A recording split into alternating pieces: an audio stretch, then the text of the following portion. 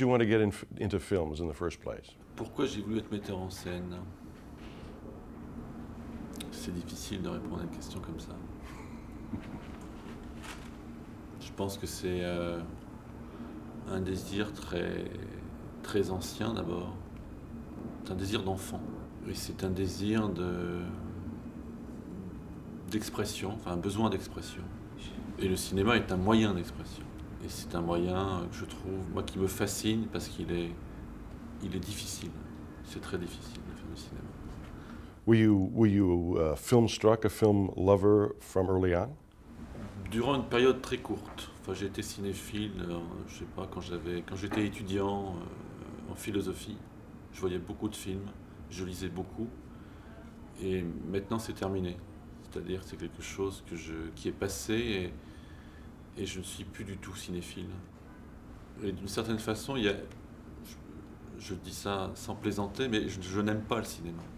Comme si faire du cinéma, ça coupait quelque chose du regard. Quoi, je pense qu'il y a quelque chose de mort.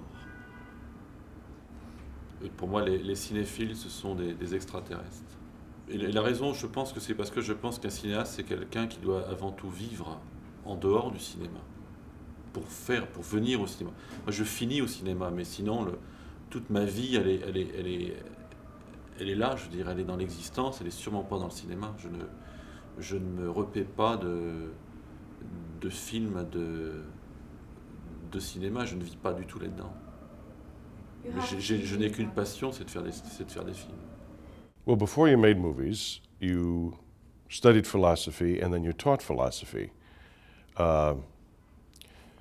Did you always, while you did this, were you always thinking eventually that you would make movies? J'y pensais sans préjuger de la découverte que j'ai faite, qui est que le cinéma est un moyen d'expression extraordinaire pour la philosophie. Enfin, je pense que j'étais moi très malheureux finalement dans la philosophie parce que je n'étais que dans le discours.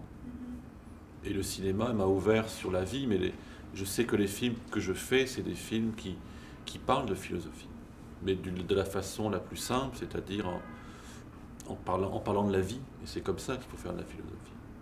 In what philosophy or field of philosophy were you a specialist as a student or a teacher? Oh, essentiellement dans la philosophie grecque, donc toute l'école à la fois platonicienne, Aristote et les stoïciens. Enfin, ce sont probablement les philosophes qui m'ont le plus influencé. Et ensuite, essentiellement la philosophie allemande, Kant, Hegel, qui reste quand même dans la formation d'un jeune philosophe, la pierre principale sur laquelle les esprits se fondent. How did you move from being a teacher of philosophy to a filmmaker? Mais j'ai pas sauté le pas. Je faisais les deux métiers en même temps. Donc d'un côté j'enseignais, donc j'avais des heures de cours avec des étudiants, et en même temps j'ai mis le pied dans la vidéo industrielle. Donc c'est là où j'ai appris la mise en scène. Je l'ai appris pas du tout par le court-métrage, pas du tout par l'assistanat. Justement, j'ai pris un chemin de traverse qui était le chemin justement de la vidéo de commande. Well, how did you first start out making the industrial videos? Commande, c'était un film pour une société de surveillance de banque. Donc il fallait montrer le système de télésurveillance. Donc il y avait un hold-up, donc il y avait déjà de la mise en scène puisqu'il y avait des acteurs. Et j'étais complètement perdu, je ne savais pas comment tourner ça, c'était très compliqué. Et j'ai appris ce que c'était qu'un acteur déjà, j'ai appris ce que c'était qu'une caméra, j'ai appris qu'il fallait choisir un emplacement pour une caméra. If you were a teacher of philosophy, how did you end up making an industrial video? On m'a contacté, j'ai passé une annonce dans un journal en disant que je cherchais à faire de la vidéo, une annonce un peu provocante. Et il y a un type qui m'a téléphoné, qui m'a dit « ça m'intéresse, qui vous êtes, vous avez du culot, venez chez moi, j'ai un projet de télévision privée.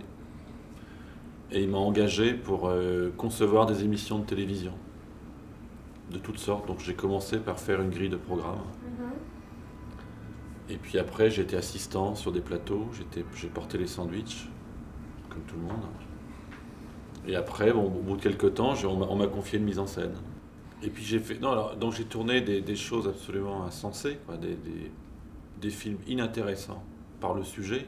J'ai fait des films des films de marketing où je filmais les résultats des sociétés de fin d'année avec des graphiques, des choses. J'ai fait des films sur les fabrications de bonbons. Et finalement, je pense que ce que j'ai appris, c'est comment rendre intéressant des choses inintéressantes. What was the least interesting subject that you had to film? Non mais tout devenait intéressant. Je pense que c'est ça qui était formidable, c'est que filmer la construction d'une autoroute, filmer un congrès de notaires, filmer un discours d'un président d'une société à la fin d'une année, c'était jamais très excitant. Mais je finissais par trouver, grâce au cadre, grâce au cinéma finalement, un intérêt. Et je pense que ma façon de travailler aujourd'hui, elle est totalement liée à ces 10 années passées à filmer rien. C'est-à-dire des choses très pauvres. Alors qu'un jeune cinéaste, en général, il se filme le nombril. Il filme ce qui est le plus profond en lui. Moi, j'ai filmé le vide pendant 10 ans. Et j'ai énormément travaillé dans l'industrie lourde et j'ai énormément filmé de machines et de process de fabrication. C'est-à-dire comment un produit est fabriqué de sa matière première à sa matière finale. Donc j'ai beaucoup travaillé dans la confiserie, dans les caramels. Et je me souviens que avec la caméra, je faisais venir la caméra à l'intérieur de la machine à chocolat.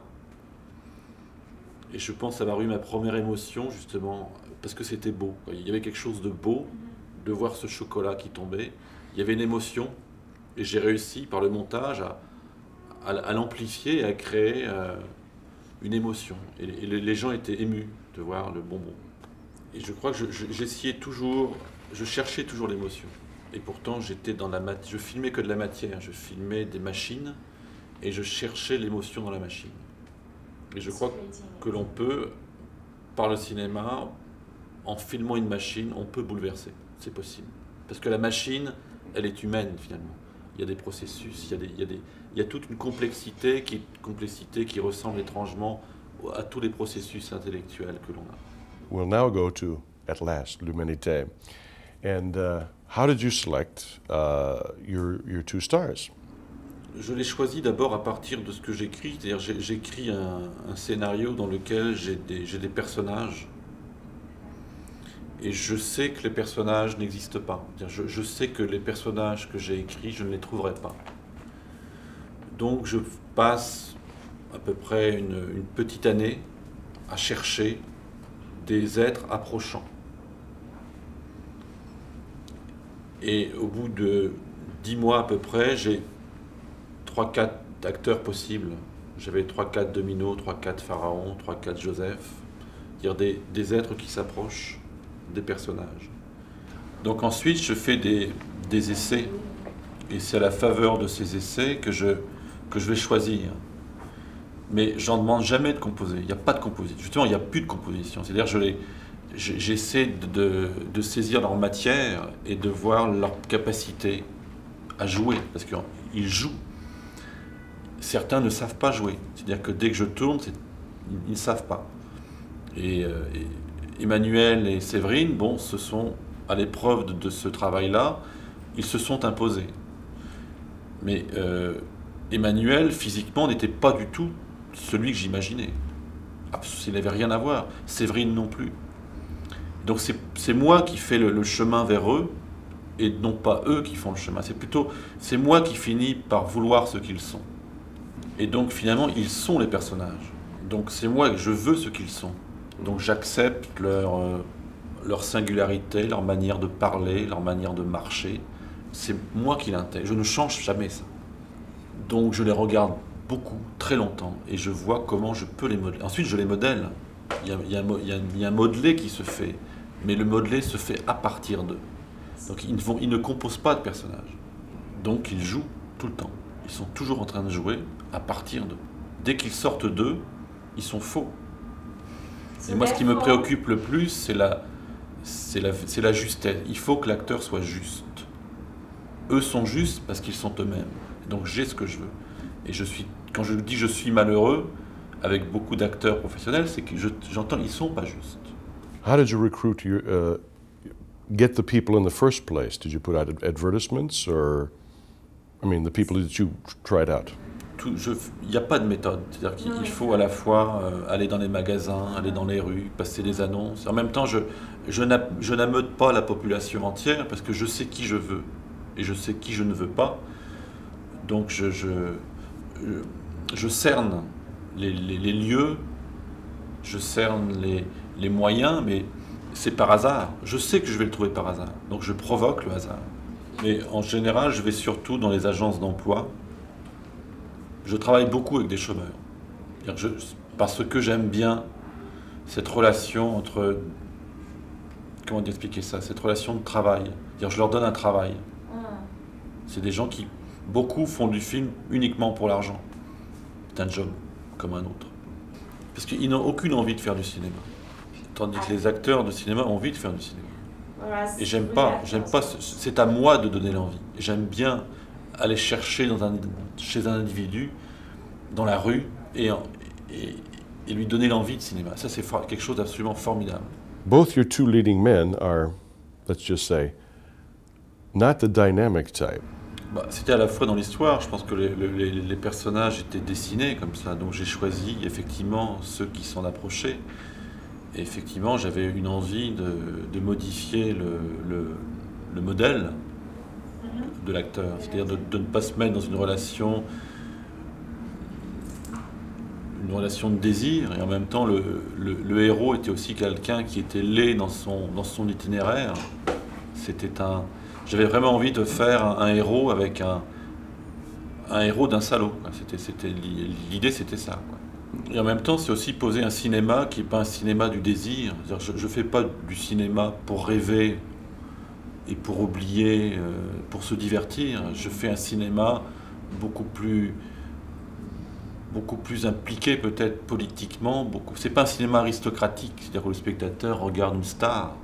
C'est un cinéma démocratique, c'est-à-dire c'est un moment où l'homme va regarder un film pour s'interroger sur ses contemporains et non pas pour oublier l'existence. Donc moi je ne fais pas un cinéma de divertissement en ce sens-là. J'essaie de faire un cinéma comme un art qui emmène le spectateur à réfléchir sur lui, sur la vie, sur l'existence. Et Freddy, c'est l'homme de la rue, c'est le quotidien. Is it difficult working with non-professionals, amateurs in a sense, when you have to shoot a sex scene? Vous savez, le sexe, qu'on soit professionnel ou pas professionnel, c'est une expérience universelle. J'ai pas besoin... Vous avez l'illusion d'un rapport sexuel, mais en fait, il n'y en a pas, concrètement. Donc c'est du cinéma, donc c'est une illusion. Tout l'art du cinéma, c'est de monter des plans et de faire croire que c'est vrai. Mais c'est complètement faux. Ils n'ont pas eu de rapport sexuel. Moi, ce qui m'intéresse, c'est l'illusion. Mais tourner un accouplement, ça ne m'intéresse absolument pas. In both your films, the male lovers could be described as a bit insensitive. Is that a critique of the male sensibility, perhaps? Non, moi ce qui m'intéresse au cinéma, c'est la relation du film avec le spectateur.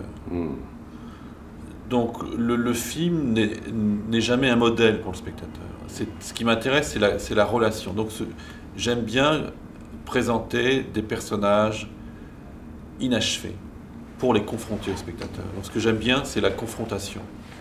Donc je recherche toujours une espèce d'irréalité dans la représentation des personnages, qu'il y ait des manques, qu'il y ait des lacunes, pour qu'il y ait un choc avec le spectateur.